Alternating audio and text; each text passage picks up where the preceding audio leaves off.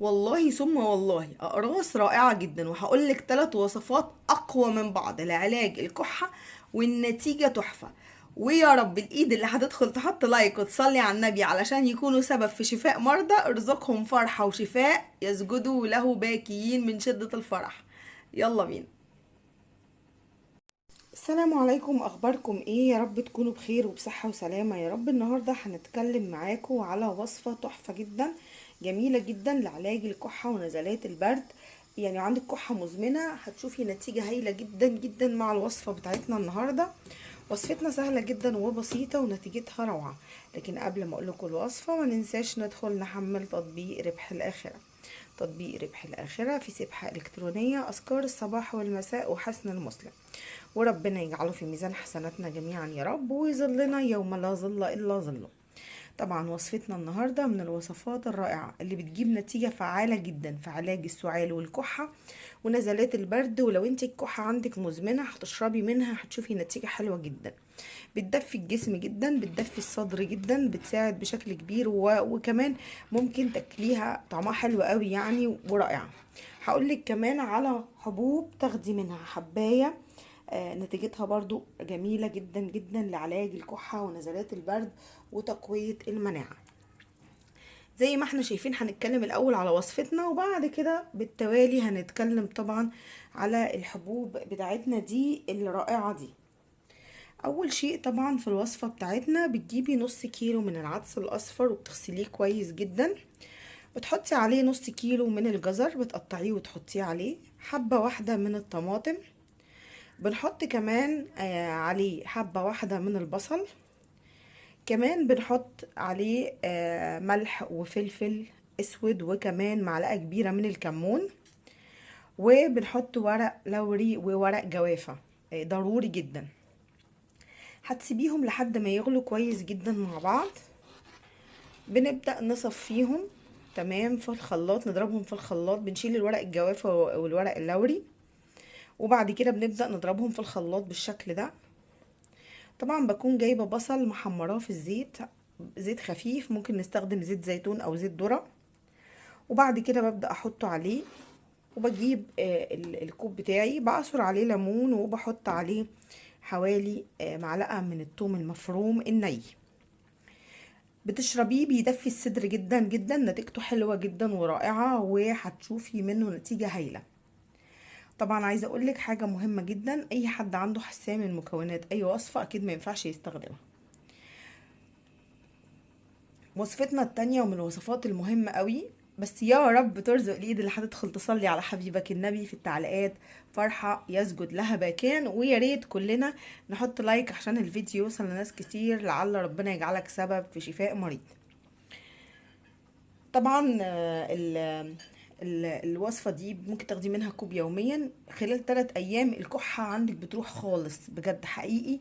النتيجة بتبقى جميلة وبيدفي الصدر جدا، ولو في احتقان في الزور اعصري ليمون زي ما قلتلك، بتضيع خالص الاحتقان، والنتيجة بتبقى رائعة. مفيهاش أي أضرار خالص ولا فيها أي أعراض جانبية لأي شيء. طبعا زي ما قلتلك ممكن تاخدي منها واي حد صغير عادي جدا، دي اكلة متكاملة كلها فيتامين سي ونتيجتها روعة. الحبوب التانية او الاقراص التانية اللي هنتكلم عنها ازاي تعملي الاقراص دي. الاقراص دي بقى تحفة، حاجة كده ايه يعني بجد، بتجيب من الاخر، بس مش اي حد يستحملها. فلو حد صغير او حد معدته حساسة اكيد مش هينفع خالص انه يستخدمها، لانها مش هتكون مناسبة ليه لانها قوية شوية. الأقراص دي هي عبارة عن ايه وبتتعمل ازاي؟ طبعا دي عبارة عن فصوص توم مصححة، بحطها في زيت الزيتون، ومعاها شرايح من الليمون وشرايح من الزنجبيل، وبسيبهم ممكن في التلاجة كده لمدة حوالي 10 أيام. احنا في جو برد ممكن تسيبيه بره، مفيش مشكلة.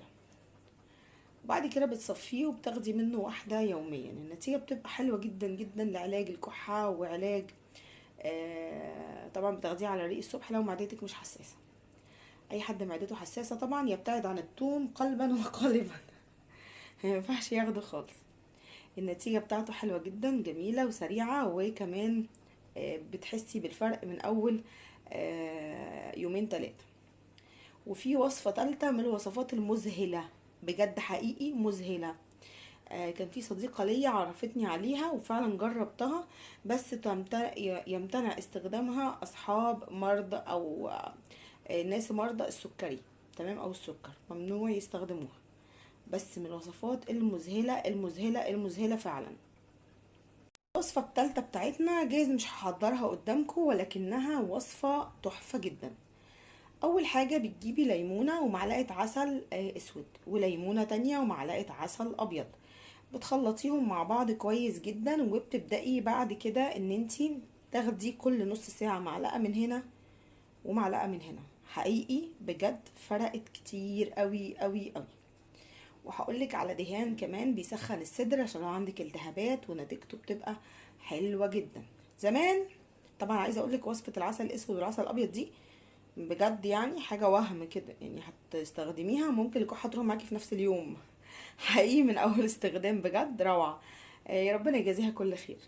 طيب، هتكلم معاكم دلوقتي على ايه؟ هتكلم معاكم دلوقتي على الدهان.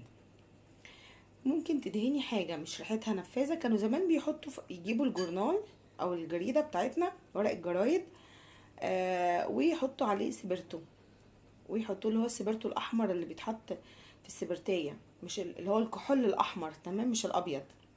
بس ده ريحته بتبقى صعبه جدا، واحيانا بتهيج الصدر اكتر.